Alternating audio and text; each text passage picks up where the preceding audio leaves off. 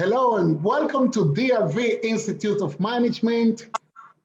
Today I have a special guest. He took this food safety exam recently with me.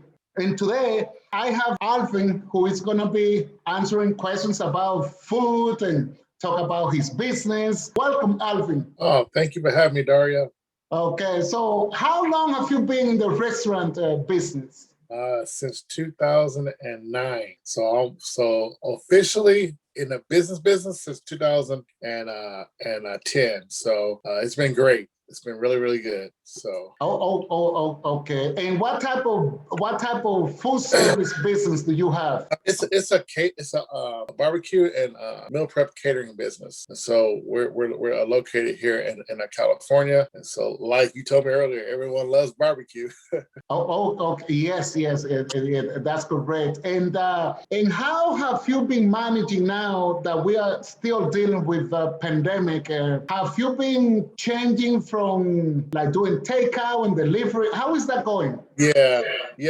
I'm glad you asked that, Dario. A lot has changed. I mean, again, our main source back then was catering, and also, going to different events such as farmers markets and fairs and so forth. So, with this pandemic, all that's closed. So we transitioned into almost, I'll say, 90%. We're doing meal prepping. So we had to redo our business plan model to now we're doing meal prepping, and now also we're doing takeout. So those people could come order online meal prep food or come pick up or else takeout. So we had to rechange that due to this pandemic. So it's working out a little bit. Okay, great, because people like to eat. Yeah. And why did you go into the barbecue business? Well, a lot of it is because I'm from the South. I was born in Texas, so you know what they say. I know it's a battle between Kansas City and Texas barbecue. Texas will always win. But growing up, I grew up in Texas till I was like 5 years old. But I would watch my dad barbecue, and so there's a certain type of flavor and the smoke you get that I fell in love with for years. And so that was my dad's passion, and now it kind of trickled down to me. So yeah. Oh, okay, great. And now that you recently got the ServSafe certification, the food safety and sanitation, how are you feeling now? Oh man, Dario, I feel like I could conquer a war right now with this because especially because like in California and different cities and different counties, they have different type of safeties you could take and still establish your business. I mean, you can establish right now, California had passed a law that you can do meal prep within your home kitchen now, and people are getting what is needed for safety. So they'll say, oh, well, you can get a food handler's license and you're covered. And it's like, that's what I was always, I wouldn't say always taught, but that's what they're giving us here in the counties and in cities. But to really get the detailed training, to know the ins and out about airborne illnesses and so forth, you need your manager's certification. And that covers all broads of the safety, not with just dealing with just actual food itself. So that's why I reached out to you. I had seen your website on the ServSafe. So you know me, whenever you pick someone up, you hit search and that first name come up, that was an instant sign. Okay. So your business came up, and so when I read I read all your reviews. I read how you've been doing this for so many amount of years. As I'm reading it, inside is going, yes, this is what you need. Yes. So that's why I took a test and I passed.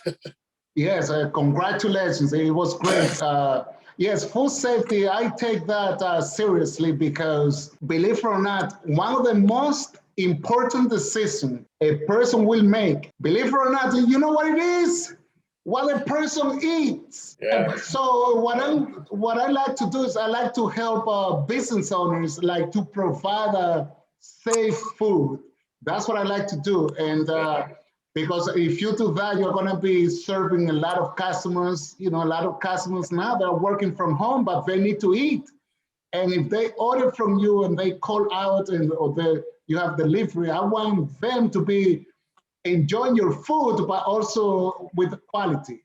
Because question is this: so you have been in the food business for a long time. Have you ever gone to, let's say, to a restaurant, a food service establishment, and seen something like not quite right? Any story to tell? Go ahead.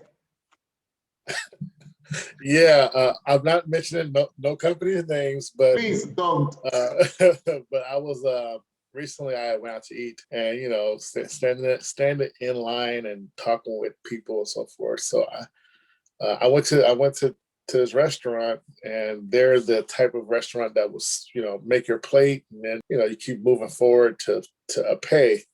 So right at the cashier's register, I'll say like 6 or 9 feet away was the restroom, and one of the workers walked right out of the restroom wearing an apron. I was like, whoa, time out. And then because what happened was he came around the counter, and then he was the last one to bag my food. And I was just like, I said, so I waved for the manager. I said, he just came out of the restaurant with his apron on. And what happened will amaze you is that the manager just said, "Oh, so-and-so, don't do that again." But when I was looking at the manager, she had no idea what I was talking about. Like basically, is that wrong? I'm like, well, it is wrong, but that's what I had noticed. And again, that's from lack of trainer or lack of the knowledge that you need through this type of program. Yeah, okay, yes, that's correct. I go to restaurants all the time, and that's correct. The importance of food safety is paramount, and that's what I created like a review process. My review process also includes a video for like 2.5 hours where I go in detail because it is important. And so probably that manager needs to have a little bit of training about food safety, because if the health inspector shows up in an instance like that, guess what is going to happen? That restaurant is going to shut down. Yep. And another thing is that if you have, it only takes about 2 people to complain about your business for you to be shut down. Oh, okay. So what kind of system do you use at your restaurant? How do you protect your food? Well, we have a lot of documentation, and everything is pretty much within our laptops and so forth with the iPads. But we track all our hazmat through programs such as ServSafe, and also there's Google programs. But we track all of our documentations, on hazmat qualified software. So there's so many out there, but again, we're tracking reheating process, tracking the proper cooling temp. So all that's tracked. We have to track it because just in case if a health inspector comes, it would be a difference if we said, "Oh yeah, it's all up here." Back on January 23rd, it was let's see. No, you guys show documentation. So for me, I have paper document, and also the same document. It is saved within our software. So I don't want to give out like the actual software because there's so many, but but we do paper and and electronic just for backup. So okay, to back it up. Yeah, okay, that's important. Okay, Yeah. and. From a business perspective, do you have an advice to anyone planning to open a food service business? What would be your advice based on your years of experience?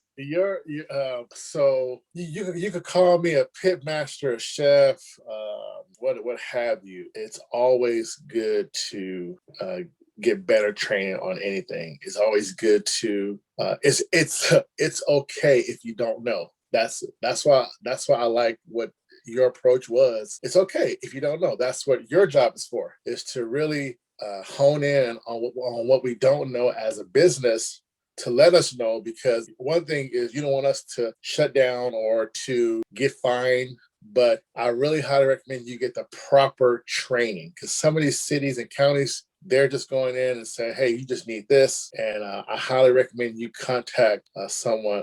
I guess it's called, a proctor of food safety, an instructor, because you get the intense training and the knowledge that you need to establish your business. Moving forward, it's always good because you don't want to hang nothing on your wall like food certification that you're not compliant to, because you don't know. So I really recommend you really get someone to train you, such as Dario, which is an outstanding trainer. He made it very interesting to sharpen your tools, basically. So yes, knowledge is power. And what I tell people because I do this all the time, what I say is I want to train you not only to pass the exam, but to manage your place. Because if you can do that, and I have recently I worked with a chef from a hospital. Okay, and we are talking about during COVID. And that chef has been recommending people to me, co-workers and friends and the like.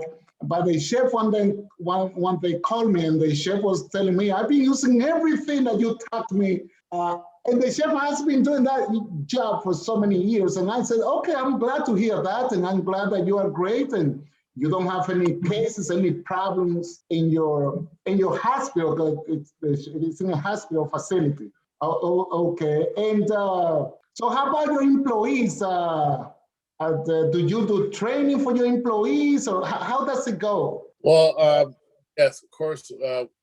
I've been training my employees on I would say the really formal basics of safety, and I like to do it every month to kind of refresh. But I would love to see if you all or whoever has that assertions of always having monthly trainings to kind of, because again, you can take a test, you can pass, and then you can get into that same rhythm of, okay, well, I forgot.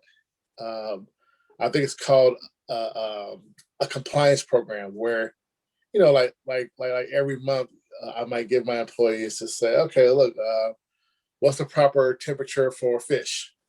Okay.